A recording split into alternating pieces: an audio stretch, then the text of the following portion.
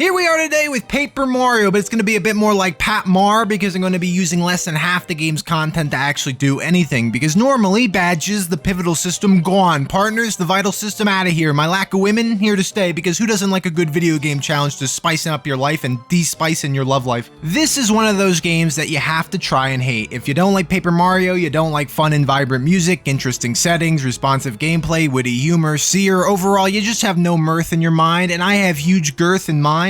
But while Pat Mario is Gargame, it's on the easy side, so it's time to spruce things up and make it up to the standards of God gamers, such as myself and unlike yourself. There is 4 arbitrary categories of benefits to make you stronger in this game. Let me explain them now so you have an idea of what I'm ranting about. Badges are special moves and also passives that aid you in combat and even sometimes on the overworld. You're meant to use these, they're exciting to find, it's a key component of leveling, it's the only thing you equip, and they're really fun overall. And now they're gone, the game is now shit. Partners are friends that tag along for the journey. You can swap them in and out of your party and they bring their own unique movesets, giving you an extra edge. Got all sorts of useful abilities in combat, more power, defenses, but guess what? Fuck them, axe, not in this playthrough. The most you'll see of the partners is when I need Paracarry to carry my large, hefty Mario ass over a ravine. Inventory items are the third category, and this one we're keeping. Pack rats we will be. You're allowed to carry 10 items at any time, and you can store a bunch with every shopkeeper in the game as well. These are diverse, and they will give you a lot of healing options. But in the context of this run, there's actually a lot of them with no practical use for us anymore, so essentially we're not even going to be using this system to its fullest extent either. Just to contextualize things, if you don't use badges or partners, Mario can only jump on an enemy or swing his hammer, and alone they both kind of pretty much suck fuck, but items give us kind of a Batman prep time, and we can get a full inventory of 10 items to dynamically change our approach for each fight. Star Spirits are the final thing that influence our power, and I'm going to allow them. These are your rewards for completing each chapter. Now I want you to know I waffled on whether or not to include these because it's good to trim as much of the fun out of a game as possible when playing a game for fun, but I decided I wanted something to motivate me as I tediously walked around fighting things with my debit card. And Star Spirits, you know, well, they're mostly a quality of life consideration. Most of them are asshole, and then there's Scholar, so essentially I tried to thread the needle between doable and don't-able, and this challenge is very, well, hang on, I won't spoil the surprise.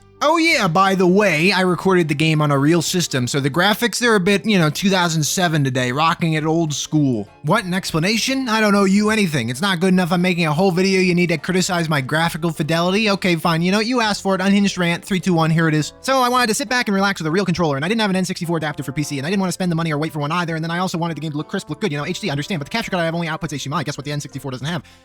So you might say, why not just get an HDMI modded N64? And I'd say, okay, Mr. Moneybags, where am I going to get the cash for that? And you'd say, well, you have a YouTube channel. I'd say, fuck, good point, but that would take a lot of money regardless. So if the choices are a modded N64 or breakfast, you know what I'm picking. And if you're not happy with this explanation, let me tell you, fuck you. Okay, and Scotta, bida bump. Welcome to Paper Mario, but Mario is an antisocial fat man. The game opens with you, Mario, and total Chad Luigi, who are going to get some free buffet from the old princess. But yeah, you know the Paper Mario score. Bowser comes in with his unbelievable, gigantic, throbbing rod in his hand, and you're out the window. Survive a 7,000-foot fall to Earth, plot armor, and get assistance from a family of Goombas. Considering Mario has practically genocided the Goomba population, this is a very kind family here. You progress the way every player would to this point, and even our first battle against Junior Troopa is exactly how it should be. Really, the first fight we have to actually tackle differently is once we get to Goombario, a large lump of uselessness that will follow us around and offer nothing forever. By the way, you can't literally tell partners you never want to see them again, so you have to use someone in combat at all times. Fortunately, they offer you a skip turn button, so we'll be hitting this a lot. Undaunted by my incredible ignorance of Goombario, we come across our first boss battle, the Goomba Bros, and this fight is normally very easy, but considering they have a total of 13 health and they both attack each turn for 1, that means you need to spend 13 turns hitting them alone while they beat your ass. So the inventory gets opened for the first time, and we have a few things in our bag of tricks. If you get the healing items that you can pick up on the way here, it's plenty enough to deal with this. I burn them alive with fire because Mario is a maniac, and then a lot of hopping on them and getting fat on mushrooms, and we make it past this without a care in the world. Immediately after, Chunker Goomba arrives, grand fat fuck Goomba, and this fight is way easier than the Goomba Bros. Huge fat Goomba, because you just get the fat, humongous Goomba, you just bust a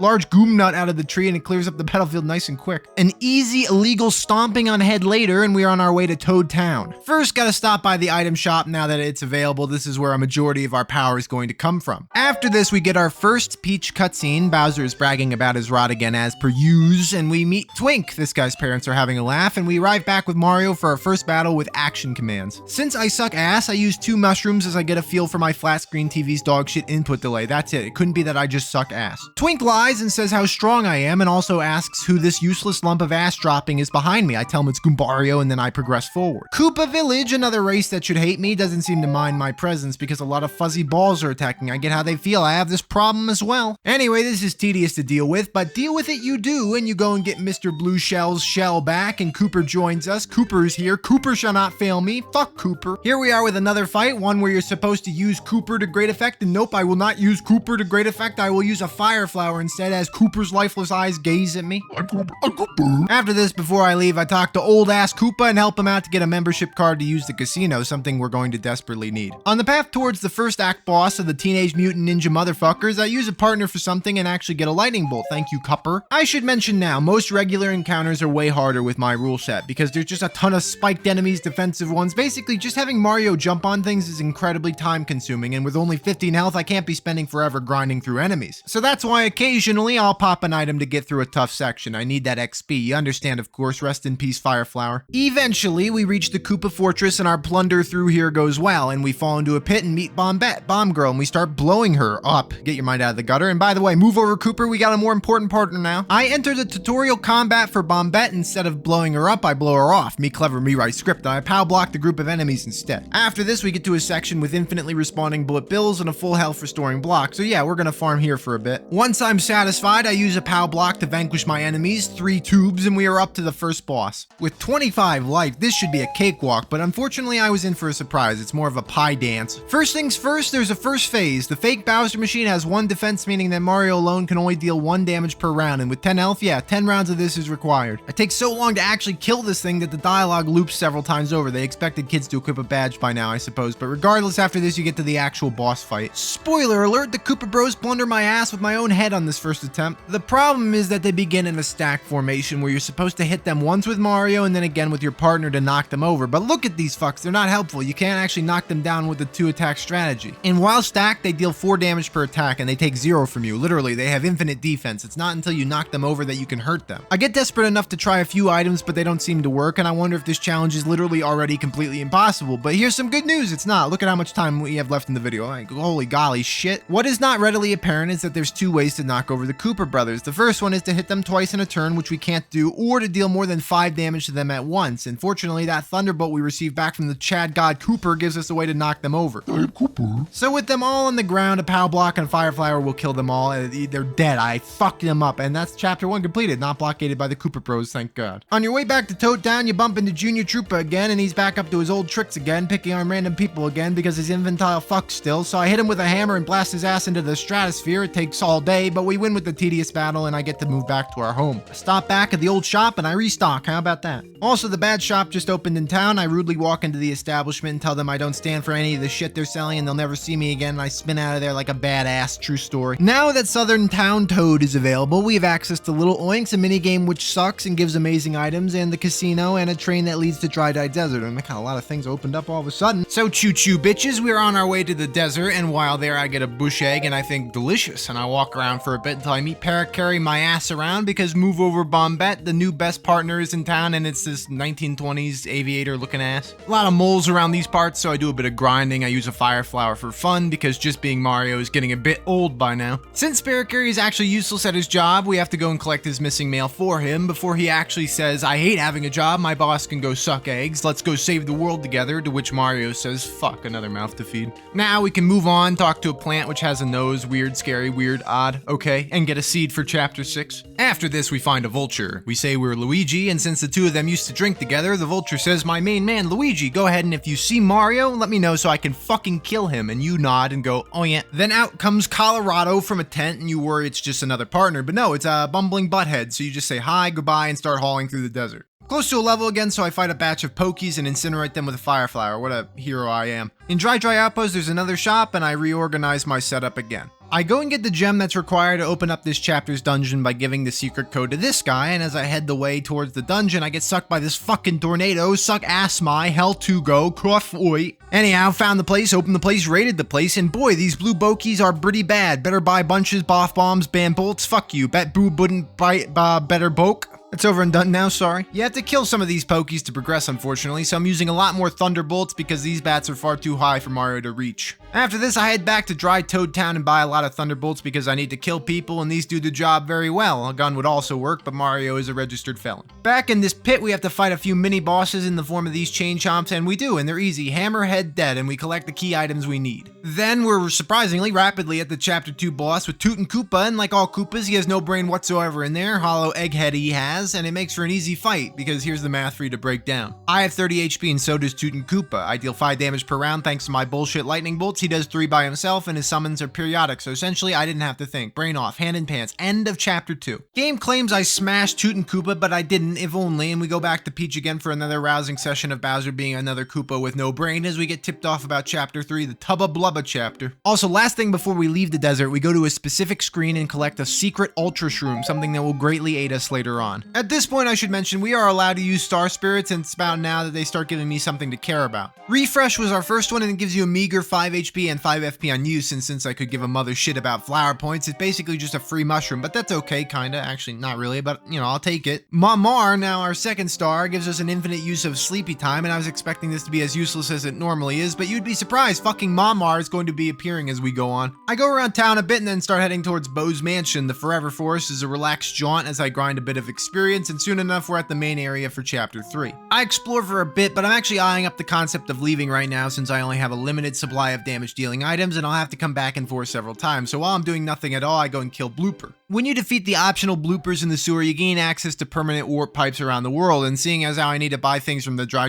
Desert several times before completing this chapter, I might as well do that right now. Blooper is easy enough with 35 health, even while just doing 2 damage. So I go there, boop his head a bit, and we go back and buy some more lightning bolts and head back to Bow's Mansion. Big moment, we grind out another level, and we pick up the powered up boots from a bunch of dumbass ghosts, giving us 1 more strength on our jump. After getting the boots, an egg-shaped asshole reappears in the woods, and it's probably a good idea to go and kill him again. He has 40 health this time, 1 defense, and is flying, making this fight miserable. With him hitting for 5 damage, I have to block accurately while just shooting him with lightning bolts. Fuck this kid, I'm the good guy here, and I'm stronger, and I'm gooder looking as well. I plant my ass on his head, and bam, he's dead, allowing us to move back to Toad Town. A bit later on, we return to Bow's Mansion, meander a bit, and meet Bow herself. New best partner, not actually for practical reasons, we can barely use her, but I'm excited to change the graphic. Goodbye, Parakarry, Ghost Girl, here you go, Idgaff. I decide to unlock the quick travel Skyrim pipe between the mansion and Toad Town, so I head back there and I notice that Merlin is sleeping in his front lawn, and since I'll never talk to him, he'll be homeless for the rest of the playthrough. Although to unlock this blue pipe, we have to fight against a wave of purple dark scary Koopas, and fuck me, they actually are scary. They come in 3 arrangements of 2, 3, and 4 at a time, and that'd be fine ordinarily considering I have 40 hit points, but there's a distinct problem with this enemy. Each of these Koopas has a chance to go manic mode where they start tweaking out a bit and getting all antsy, and if you don't knock them over, they will wander up to you and spin your ass to the floor, making you dizzy and stunned for a few turns. Now here's the thing, with no partner, I basically lose the game if this happens, because I can't block, I have to waste 3 turns doing nothing, and they can refresh the stun each round, so if they do that, well, yeah. I have a note here, hum title screen music, but I don't remember what the title screen music is right this second. I can hear it in my head, but I can't fucking sing it.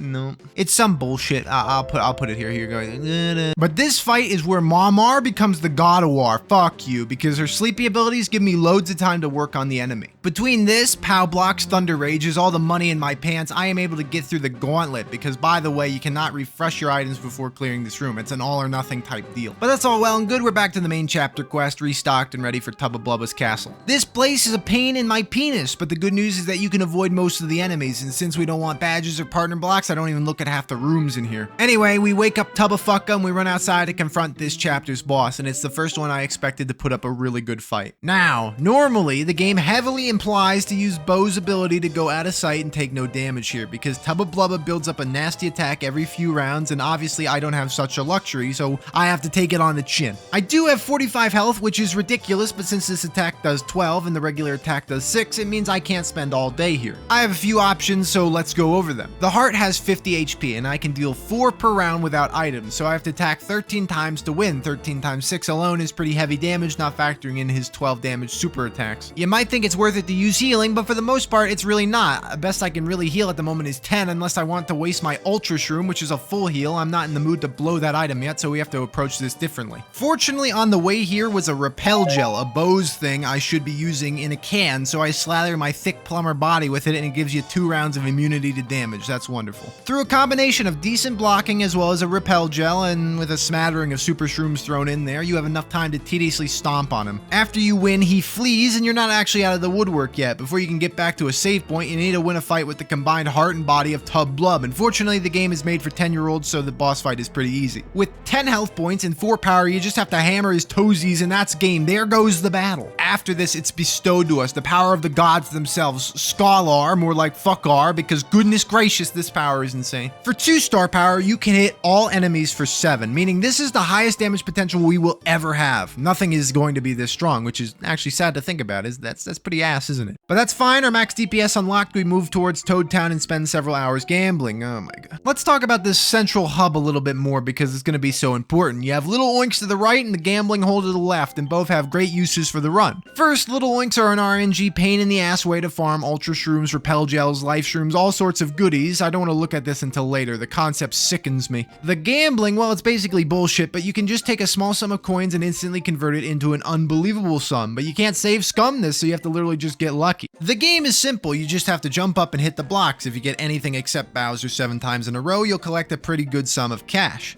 And yes, the game is complete bullshit. So I save and reload a bunch of times in a row, and look at this streak, that's what we needed, and we collect a large bounty and we can resupply our goods for a while. I could farm enemies to get money, of course, but I have such bad power I don't feel like enduring that. Through our gambling, we get hundreds of billions of cents, and we move into the next chapter, Shy Guy's Toy Box, and this part of town is pretty miserable and I hate it. This dungeon is a long haul, but there's limited fights to partake in. Really, we have just a few targets before we can take on the 4th chapter boss. Question time! Oh shit, put down the hot dog and answer this fucking question. What is our most important objective? A, getting our newest partner. B, collecting items. C, frying pan. Final answer. Frying pan Shan is the best thing in the entire game, and without it, well, I'll get back to that later. But yes, Tubba Blubba 2 is here and gives us the frying pan, which belongs to Taste T. Now, she makes Mario various recipes, and we will be returning to her for a lot of home-cooked meals, and we won't pay her. We are dickhead. Let's talk about Watt now, because we need her to make our way to the end of Chapter 4. The boss to unlock her is the Lantern Ghost, and with 40 HP, the fight is not easy. Also because you have to keep making the room bright or else you can't even hurt the big bedsheet bitch. So here I go, timing jumps and using healing because I sucked and can't time jumps. Good thing I have Scholar here with me now and I just deal mega damage and I get through this without losing. What now in hand? Quite literally, I'm such an outstanding genius, my godness, and we can go towards the final part of the chapter, General Guy. You might think I glossed over this chapter a little bit, but it's just a lot of running around, going on trains, going back and forth to the real world, and believe me, I saved you a lot of annoyance. Back towards General Guy, we hit level 8, our max level, giving us our final increase to 50 health points, and now we have no purpose to ever level up again. Cool, game's now completely no fun. Still, it's good to have our highest potential against this boss because he's not the easiest one. Collectively, all the parts of General Guy's fight have 87 health, making it the 2nd highest value in the entire game. Fortunately, I just don't give a shit and AoE down all the various trash. The first phase is just a damage sponge where you have to beat up all of his army. They can be blocked if you're very good, and I'm not very good, so I eat a little more damage than I would like. Still, a couple turns and they're taken care of. The tank is the target to actually win the fight, and well, it has 2 defense, which really sucks, but with only 30 health, it's not the hardest fight to overcome. The only thing is, usually you'd have Watt help here as she ignores defense, which makes this fight much easier. Mario alone cannot hurt the tank since my jump power is 2, and 2 minus 2 is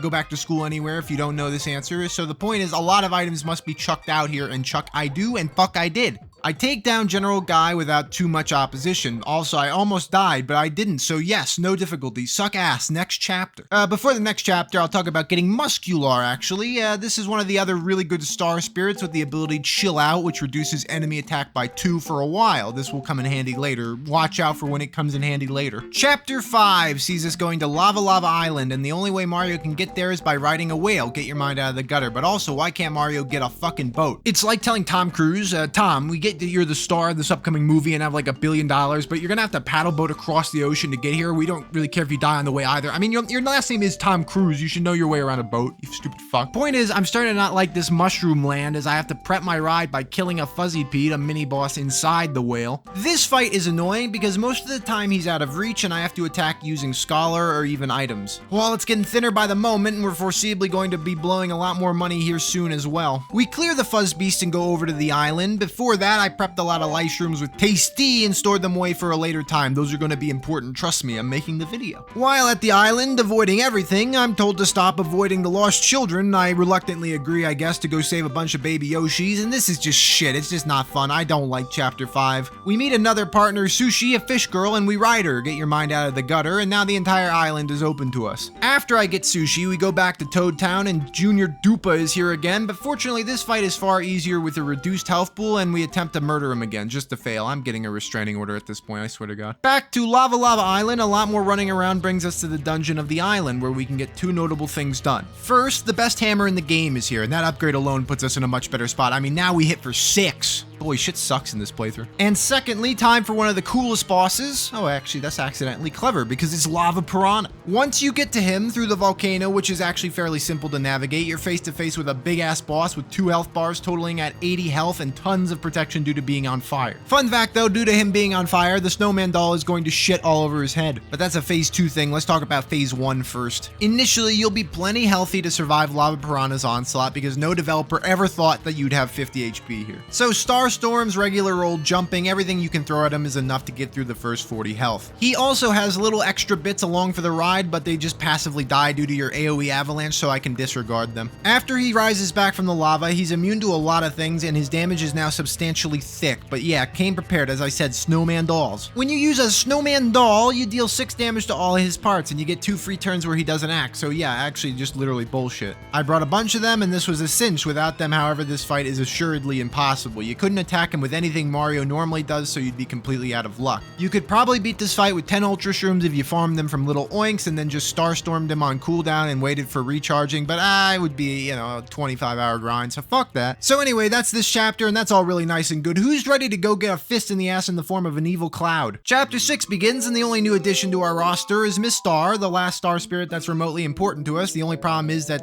she's terrible. Her ability Smooch heals 20 HP for the low price of 3 fucking bars of star power, so I mean, I guess that's fine. The only problem is that a lot of things where I'd want to heal 20 health deal more than 20 damage across 2 turns, so it's almost usually useless to bother using. Almost usually. Anyway, another cutscene, another Peach interlude, and finally we're able to set off for Flower Fields, and I don't even want to waste video time complaining about this because the chapter is balls. Basically, we're here on a lot of fetch quests, going up and down, left and right, back and forth, and all the way we have to fight various annoying enemies. The several mini bosses around here are challenging to get through without taking like 30 damage, so I'm constantly popping back and forth to Toad Town to resupply. And that's not even counting the random encounters with bees and stuff that just get in the way. We stop for a moment and get the literally actually best partner in the whole game, Lackluster, who is not actually lackluster. He's going to lack a buster all over our poor mobility and give us the ability to ride him for the rest of the game. Once again, gutter, out, brain, get. First, we have to beat his ass though, and he's actually probably the easiest main boss we've had for a while. So I just beat his ass like I said, and then his girlfriend comes by and says, yo, please stop busting my boyfriend's ass, and we say, hey, alright, I mean, it's fine. And then we're nearing the end of the chapter already. Wow, aren't you glad I glossed over all that 2 hours of boring walking? Before anything else though, we go back to Toad Town and fight our final blooper because I need to get a few things out of the way before we challenge the chapter 6 boss. Again, flying blooper. You know, find me the IRL flying squid because I want to know why this thing isn't just on the fucking ground. This thing has 50 HP and is harder because it electrifies itself, making it immune to jumping on it. So basically, I very patiently sit here and take it up the rear as I hit it for at best 7 damage. Actually, the only fight in the entire game where I use electric mushrooms because it allows me to jump on him when he's electrified. Wow, what a useful use. This fight isn't the worst though, and it gives me access to 2 important developments, the best boot in the entire game, making our attack power 3, and a pathway I'll need to unlock for the 7th chapter. Anyway, if we can even get through the next boss fight. Yeah, I've been hiding the fact that through the entire playthrough, like from minute 1, I've been stressing out in particular about this single boss battle, the end of chapter 6, Huff and Puff. Believe me, he's going to blow my home and my ass in. Yeah, if you're not in the know, this fight is quite iconic as it's probably the first pretty harsh challenge that the game offers. Here's some facts about this fight. 60 HP, 5 attack power, and when receiving damage, spits out an enemy called a Tough Puff for each point of damage taken. When this happens, 2 things happen, which happen to hamper any fun you're having.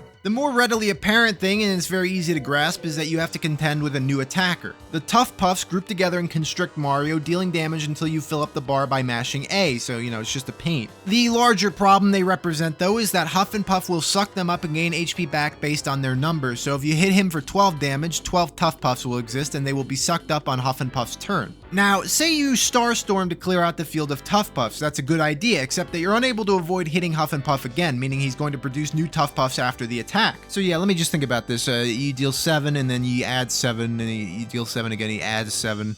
This is impossible. Basically, you have nowhere near enough time to do all the work yourself. He essentially invalidates all the work you do because the entire boss is designed to be hit first by Mario and then have the subsequent Tough Puffs be hit by your partner. And most of them are great for this. I mean, Lackluster himself is incredible at it, but yeah, they're all logged as shit watching us do all the work. If Mario hits Huff and Puff twice in a row for 6 plus 6, that damage is getting invalidated and you're going to take 2 to 3 turns of attacks without having made any progress. Now, theoretically speaking, with Scholar, you can do this because if you hit him for 6 and then use Scholar to deal 7, you've dealt 13 to Huff and Puff, and for whatever reason you hit the front few Tough Puffs and he only gets 4 to suck up, meaning you'll deal 13 minus 4, which is 9 damage every 3 rounds. But during my first attempt, where I basically despaired and thought everything was lost, I discovered something very interesting. Life Shrooms are a special item that resurrect you in combat with 10 HP if you die. Now, I kind of felt like this item was just an efficient Super Shroom since it's automatically used up and without any input you just get 10 HP back. Basically, I thought it was useless. But little did I know it was useful, great vocabulary, because it is programmed to make it your turn again instantly on resurrection. So all of a sudden, I figured out a little strategy here, and it's actually so incredibly broken. Imagine having 10 of these Life Shrooms and letting the Tough Puffs kill us every round. That means I can stomp on Huff and Puff 10 times without him acting once. So 6 times 10 is 60, and his max health is... oh ho ho, delightfully devilish, Seer. So yeah, hey Tasty, rev up those fryers because I sure am hungry for Cloud Ass, and for round 2 I'm back with 10 Life Shrooms and nothing else and ready to rock. I just have to let the Tough Puffs have their way with me for a while, as they only stop attacking when I mash the A button, so time to sit back, relax, and as they just quite literally squeeze the life out of me, and they have a cap of 40 damage. Okay, yeah, cool, definitely, sure. Big discovery, call the speedrunners, call your mother. You can't actually take more than 40 damage from the Tough Puffs in a single turn, which hampers my plan a tad. The good news is that it just doesn't matter. We have plenty of Life Shrooms to engage with this boss with this strategy, as we let the Tough Puffs kill me and I resurrect, hit the boss for 6 damage, let the Tough Puffs kill me, hit the boss for 6 damage, friends look on in horror and amusement, and we managed to overcome the hardest boss by far so far. I'll admit this strategy was quite vile, but I just don't even care. Bye bye Cloud Beast, here's the sun, look at him, look, he's pumped up. Whoa! Alright, it's the final chapter before the final chapter. I'm a total moron when we arrive at Shiver City and we're noticed that they're selling shooting stars here and we promptly blow our life savings on them. The first part of running around town solving a non-murder is fun, but I'm not in the mood for that at all, so I just hold the skip dialogue button until we come across you-know-who again, Junior Tupper, and boy, he's buffed to shit now. With 50 health and 8 godforsaken attack, we actually just have to use a Life Shroom to get past this, as we just beat dumb Egghead for the 10 trillionth time. After this, we literally leave him to freeze to death. We're the good guys, definitely. We move towards the chapter dungeon, but first Monstar attacks us, and that's just as threatening as the Monstar from Space Jam. That's right, Michael Jordan, because he's big and scary, but I can kill him easily. All that's left before our delving into the dungeon is to go get a free Ultra Shroom from the inn in town, and then a few potatoes for a puzzle that's coming up, and boy, this has been a long quest of holding assloads of items. I sure hope we can use some of these soon. At the fortress, Cooper is actually needed again for the first time in what feels like years, and I'm happy to see his lifeless face again, and then promptly stick him back in my pants. But this is a good time to mention that Chapter 7 has a lot of forced enemy encounters, and they're all hard enough to be annoying. I need to use Scholar several times, and even then it's still a damage race. I'm coming back to town instantly, I'm doing one battle, back to town, etc. You get the picture. I'm annoyed and want to share that with you, I suppose. That's all. Thanks for listening. It means a lot. Okay, stop listening now. Start watching. Because we are at the Crystal King, and good lord, I hate this fight. First problem, you need to not be shit at this game here, because you can get frozen if you don't block the Crystal King's Ice Breath attack, but can you guess what I cannot block reliably? This guy is a wave of offense, and he's got a lot of defense packed in there as well. 70 HP, 2 defense, and 6 attack. Along with him are some bits that are easy to deal with if you brought any form of AoE attacks with you. Hello, Scholar. Thanks for being here. I'll be honest, you just need to block his Ice Breath. While that's not the entirety of the challenge, being stunned cements your loss. After a while, he will heal himself for 20 up to 2 times, so basically it's a race, and since the bits respawn after some time, you need to juggle bringing damage dealing items and healing items. The other help for having AoE attacks is that the final special move of his is the duplicate. This is some bullshit. Basically, 3 of him get to do stuff until you hit the actual body, and usually with a secondary character, this is not very hard to deal with. Might I remind you what stupid rule I have imposed? Basically, this is our first smart battle, and I lose it several times trying to work it out. You have to balance every factor here, but in the end, it's completely doable as long as you have sharp reaction time with his attacks. And I must admit, I'm happy we didn't have to cheese this fight like we did for Huff and Puff. In the end, we defeated the Crystal King after 4 losses, and I guess he becomes the hardest boss up to this point for that reason. Huff and Puff was probably harder, but fuck it. Finally, we have collected all 7 star spirits and are ready to go drop an anvil on Bowser's ballsack. Before that, though, I go and gamble up a bunch more money riding Lackluster all the livelong day. This has revolutionized my mobility, I have to just point it out. Unlike the fact that I just got star marks over here, I mean, I don't give a fuck about him. Ability doesn't work, don't care. I hadn't mentioned this Chapter 6 guy either, did I? I fuck them both. Also, I go and collect the free repel gel from this basement dwelling guy. He looks trustworthy, and that's it for preparation time to head to Shooting Star Summit and walk up into Space Place, and the shop here sells a lot of good items, but nothing we haven't seen before. You might wonder why I haven't been using 80% of the items that are available, and you know, I'll tell you, it's because why use like Dizzy Dial, Bag of Random Powers, or Stone Cap when I can just use Scholar? I mean, it's literally waste time versus bust rhyme all over the enemy's face. That's Pat Mar in a nutshell. Now we go and get to the Grand Bus and fly up to Bowser's Castle, the last area of the game. My god, it's been a big climb, hasn't it? This place sucks. It's full of high defense Koopas that I have to kill since they hold keys and the like. Basically, I have to blow a bunch of star power and even some items to work my way through here.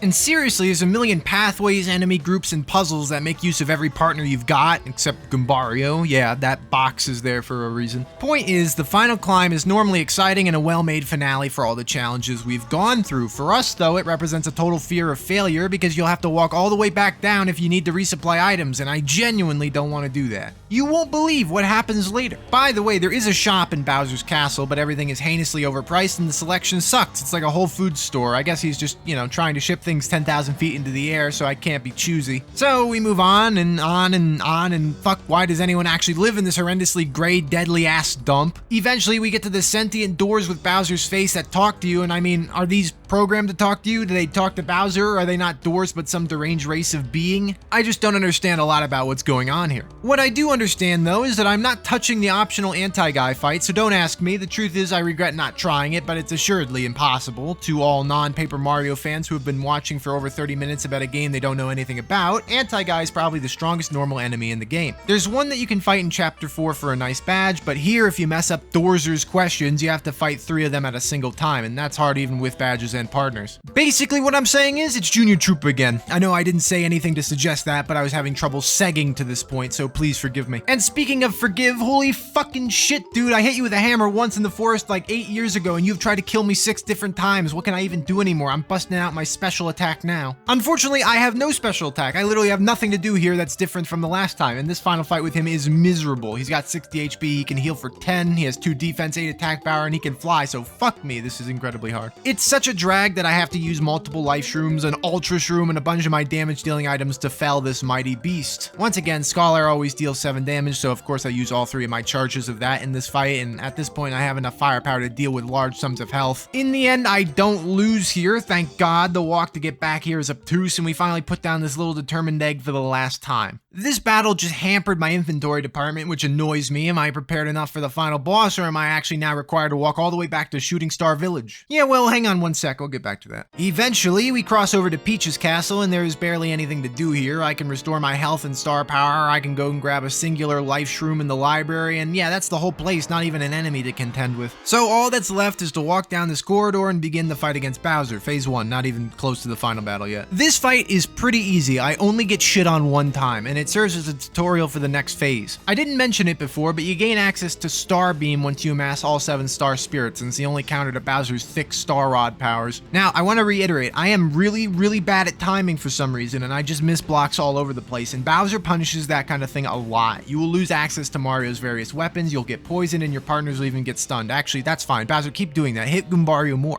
As I said, I lost the first battle, and the second attempt I even have to use Smooch because I'm so inefficient, but I actually am kind of happy to use something that isn't Scholar. So I shake off the first battle's performance and head to the roof for the final boss, and yeah, we're heading back down to Earth after this. Here's the thing, Bowser has the most health in the game with 99. Now, 99 isn't impossible to get through. I have plenty of firepower to deal with that, even with his 2 defense, but before the actual fight begins, there is a long, essentially, cutscene where Super Large Bowser can't be shit on anymore with the beam, so Twink, Mega Man Twink, he arrives and you have to beat up Broom Bitch, and it's just a long scene that's attacks to actually fight the final boss. All to basically give us the same beam move in the end, but it's now Peach Beam, so yeah, thanks, well, great. Back to the action. When back in the driver's seat, Bowser has the same moveset as the first battle, but everything hits a lot harder, and now he's added something fiendish to his lineup. If you have proportionally more health than Bowser by a percentage I can't remember specifically because I'm such a good video creator, Bowser will heal for 30. So say that you have 50 out of 50 HP remaining, that's 100% of your health. Then imagine you deal 50 damage to Bowser, now he only has 50% of his health remaining, so you've got 50% over him. That's going to prompt him to heal. He can only do this shit 3 times, but you start talking about Bowser having 189 health and I have no fucking chance anymore. Bowser hits on average for like 8, and with this lineup of items I don't have what it takes to win because like, okay, damage items, they're awful. They at best deal 6 out of the 189 health Bowser has, and healing items are fine in a way, but the fact is if you're at max health, you will suddenly regrow his shattered ass, so you basically are wasting your time and your items. So yeah, this was an awkward battle where I knew I was pretty much totally out of luck, but I gave a half-hearted effort to try and win it. I've got to see the heals, I got to be beaten savagely, Goombario got shot by a beam of light, that was cool. But yeah, out of this inventory, the Propel Gels, they were just bad because they only gave me 1 free attack. The Shooting Stars were weak and the Ultra Shrooms made the fight take too long. So what was the solution?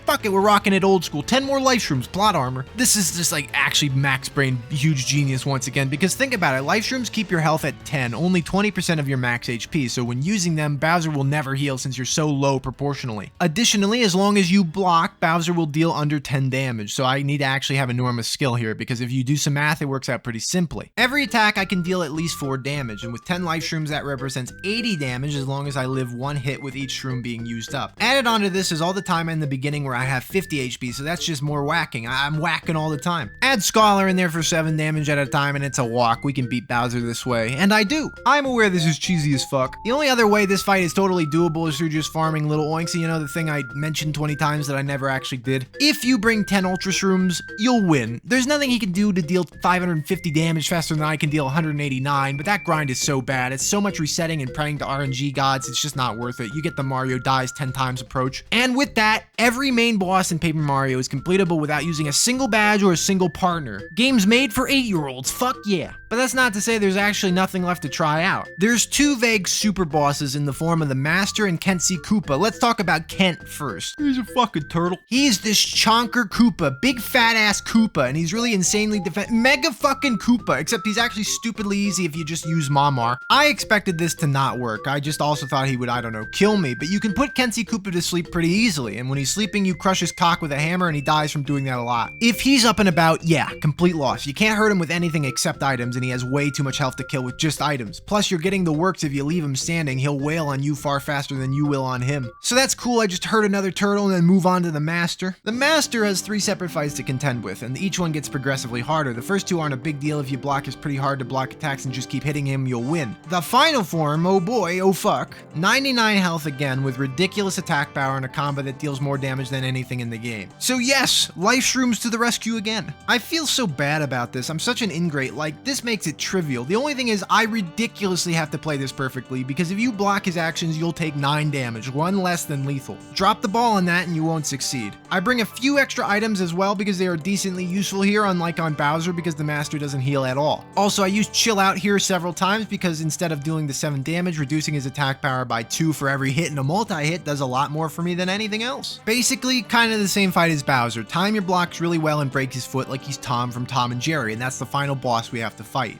Ignore anti-guy, put him out of your mind, please. Ooh, okay. That was a lot of talking. Look at the length of my dick and this video in that order. Goodness, long as hell. I hope this was an enjoyable romp through the horrors of Paper Mario Unfun Edition, because it wasn't for me. I'm going to go punch my flat screen TV and move on to a new challenge, something interesting like, can you beat Paper Mario without Mario? I bet it's doable. I mean, you get to use Goombario in that playthrough, so what's the problem? Oh yeah, he sucks complete fucking ass.